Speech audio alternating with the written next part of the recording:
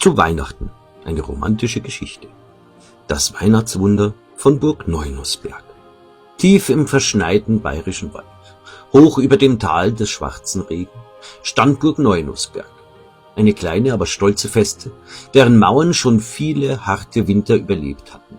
Dort lebte die junge Burgherrin Richhild, deren Gemahl Ulrich von Nussberg ein halbes Jahr zuvor zum Kreuzzug aufgebrochen war. Kaum war er fort, erfuhr sie, dass sie ein Kind erwartete.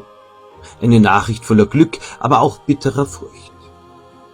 Denn ohne Ehemann, ohne männlichen Schutz, begannen die Verwandten ihres Gatten, die treuen Lehensleute, zu bedrängen. Flüstereien machten die Runde. Eine Frau allein kann das Land nicht halten. Bald fällt alles an uns. Und jedes Mal, wenn ein Bauer überfallen wurde oder ein Stall in Flammen aufging, behaupteten die Vettern, unschuldig zu sein und sagten mit gespielter Sorge, sie müsse endlich die Burg räumen. Tag für Tag nagten ihre Worte an Richhilds Herzen. Doch der Dezember kam und mit ihm die Stille des Waldes. Nur noch wenige Wochen bis zur Geburt und noch immer keine Nachricht von Ulrich. Dann, am Abend des 22. Dezember, brach ein Schneesturm los, wie ihn selbst die ältesten Knechte nicht erlebt hatten. Die Zinnen verschwanden unter weißen Massen, die Fenster waren vereist und im Burghof heulte der Wind wie ein Tier.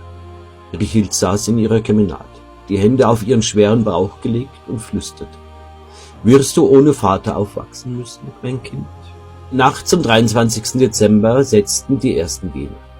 Die Hebamme eilte herbei, während draußen der Sturm die Welt verschluckte. Dann, mitten im Chaos, klopfte es an das Burgtor. Zuerst zögerlich, dann verzweifelt, schließlich mit aller Kraft. Die Wachen riefen: »Wer wagt es, bei diesem Wetter vor unsere Tore zu treten?« Eine schwache Stimme antwortete: »Ich bin's. Ulrich, Herr dieser Burg.« Zuerst glaubte keiner, was er hörte. Er sei gefallen, hieß es, verschollen im heiligen Land, tot. Doch der Mann vor dem Tor ließ sich nicht abweisen. Mit letzter Kraft stemmte er sich gegen die sturmgebeutelten Flügel, bis die Wachen endlich öffneten.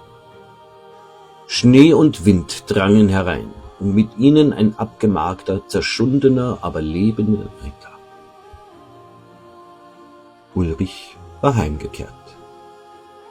Als er die Kemenate betrat, fiel in diesem Moment ein Lichtstrahl durch das kleine, winterfest verschlossene Fenster.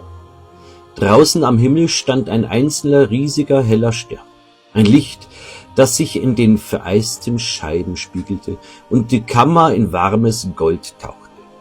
Das Licht glitt zuerst über die schmerzverzerrte, aber tapfere Richhild, dann auf das Neugeborene in den Armen der Hebamme und schließlich auf Ulrich selbst, der auf die Knie sank, Tränen auf seinem schneeverkrusteten Gesicht. »Ich hab euch gefunden. Gegen alle Hoffnung«, flüsterte er. Und die Hebamme sagte leise: »Ein Kind, geboren im Sturm. Ein Vater, heimgekehrt im Licht.